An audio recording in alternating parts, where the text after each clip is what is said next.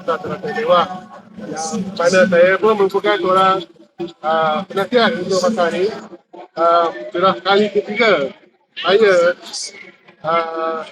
membuat rumah terbuka di lokasi yang sama lah, iaitu kawasan parking pasar ini. Apa yang special pasal kita punya open house adalah saya sentiasa menekankan kita nak memperkasakan akal budi.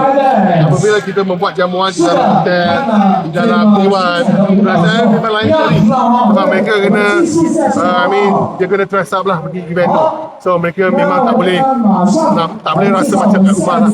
So apabila saya buat di rumah terbuka, di tempat terbuka macam ni, suasana macam seperti di kampung. Macam kita berewang sama-sama macam orang Melayu, kita berewang sama-sama dalam kampung kan. Ini keadaan sebenarnya. Kita nak bagi orang kembalikan rasa bagaimana kita masih kecil-kecil, kita mengalami perasaan semasa kaum bawang Cina di tanah kampung, di pekan-pekan, di desa-desa yang kecil. Saya berasal daripada pekan lama. Okey, saya cubalah nak mengembalikan